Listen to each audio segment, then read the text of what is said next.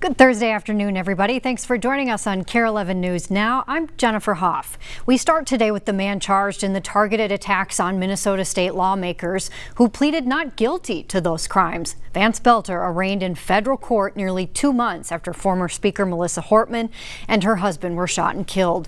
State Senator John Hoffman and his wife Yvette were seriously injured.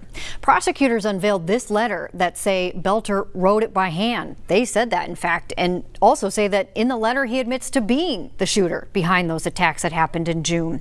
We're still waiting on the U.S. Attorney General to say if prosecutors, though, will in fact seek the death penalty. New security measures are now officially in effect at the state capitol. The Department of Public Safety announced those changes in response to those lawmaker shootings and a security breach last month. The change includes reducing the number of public entrances from 14 doors down to just 4. Those doors are located on the front of the building and both on the first and ground floors. State Patrol also added that more security around the building will be happening and sort of a restructuring of that agency too, to put a lieutenant colonel more directly in charge of Capitol security. Iowa has 2 doors open. South Dakota has 4 doors open. Minnesota had 14 doors open. And that's just, I'm not giving away any secrets now because those doors are now closed and you can only get in there with a key. You're supposed to be in there. That seems to me to be a little bit of an inconvenience, but a safety measure. In the State Patrol, we have a clear chain of command of how information flows from the districts up to central headquarters. By the lieutenant colonel taking direct oversight, that information just comes a lot quicker. The state is also hiring a third-party firm to review security at the Capitol. State officials say they're also considering adding metal detectors. Just in this afternoon, one person is dead and another is in custody after a shooting near a bar in St. Paul. St. Paul police say it happened near the Midway Saloon just after midnight last night. And the officers, when they got there, they say they found a man who was shot in the chest. He was rushed to the hospital where he died. Investigators say a suspect, another man, was arrested right there on scene. Now police are trying to figure out exactly what led up to the shooting. Checking Wall Street now this afternoon as markets react to President Trump's new tariffs taking effect on nearly every country that the U.S. trades with.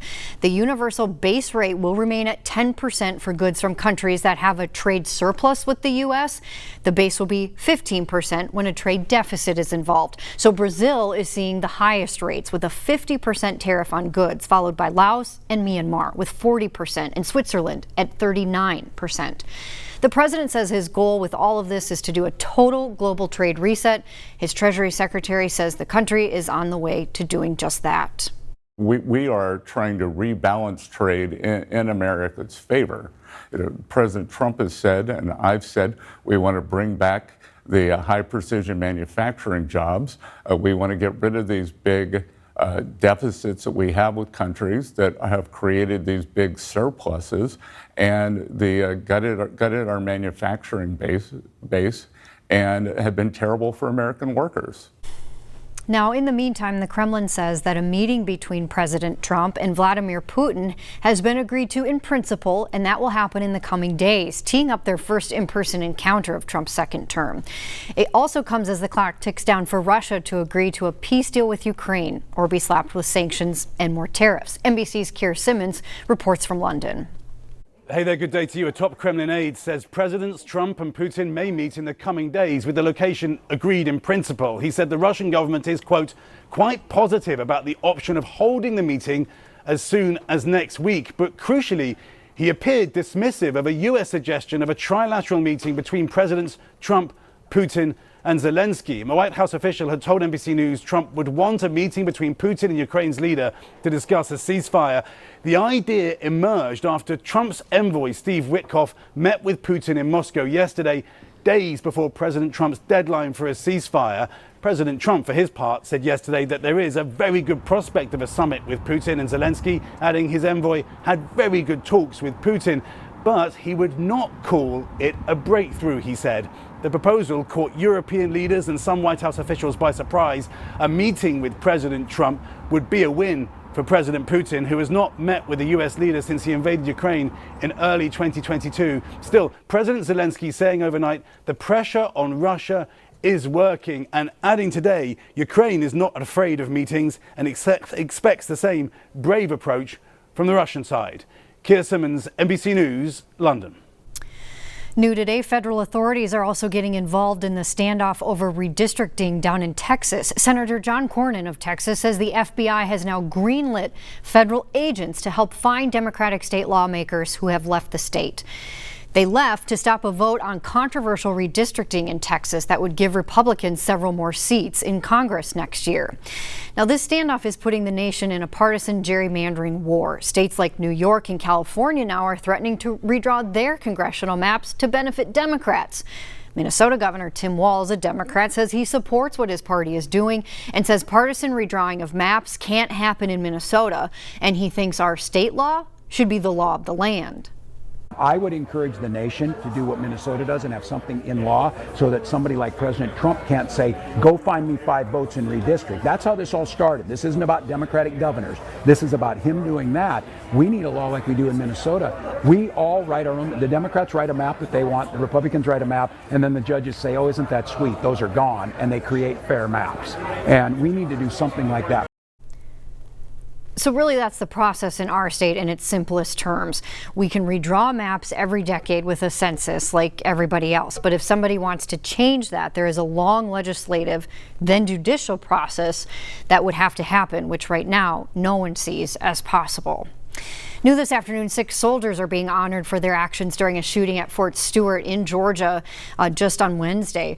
Base officials say the soldiers acted instantly as soon as the shots were fired there, some even subduing the soldier who was accused of firing and others helping those who were hurt. 3 of the 5 soldiers hurt, though, are out of the hospital, so that's good news. The commanding general at Fort Stewart says those fast actions really saved lives. And U.S. Army Secretary Dan Driscoll says the government is ready to help those impacted by the shooting any way they can. These kind of moments, especially if you've deployed, you've gotten to see them more frequently. The trauma from them often doesn't hit for weeks or months on it. Like it doesn't come as quickly as you might think. And so what we try to encourage for all of our soldiers is to speak up, lean on each other, lean on your leadership, and we will provide the resources, the care, and the love that they need to recover. The suspected shooter, Cornelius Radford, is an automated logistics sergeant from Jacksonville, Florida. Investigators are still trying to determine a motive for that shooting. It's been more than a month now since hurricane-force winds leveled millions of trees in Beltrami County. The Governor Walz, calling that damage there unprecedented. And right now, crews are still working to clean all of that up. Our Jessica Hart spoke with the folks up there about really the long journey still ahead. The damage is everywhere. A 10-mile wide swath across the entire county is just nothing I've ever seen before. Christopher Mueller, the Beltrami County Emergency Management Director, says they've never experienced winds this strong. In the early morning hours of June 21st, 2025, Beltrami County was rocked by a very destructive severe thunderstorm that resulted in damage consistent with a Category 3 hurricane.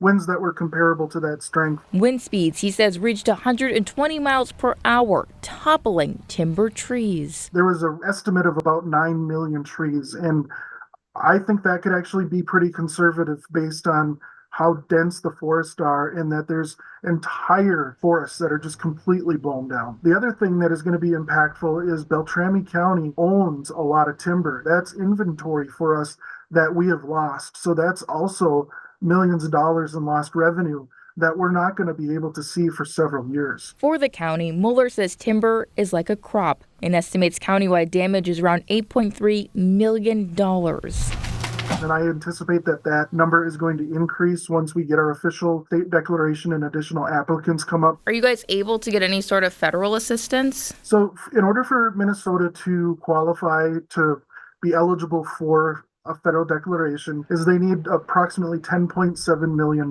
Unfortunately, the state, between the 6 counties and tribal nation that did the preliminary damage assessment together, is we came in about $800,000 short. He says they're able to apply for state assistance that would supply 75% of the reimbursement. Beltrami County is notoriously one of the poorest counties in Minnesota. We have a very small taxable land base, so that really puts us at a disadvantage. And, you know, that 25% that, you know, we're not going to get is a couple of $1 million. Millions of dollars in damages that'll take years to repair. Jessica Hart, KARE 11 News. Certainly wish them well up there. Stay with us. More news and weather is coming up right after the break.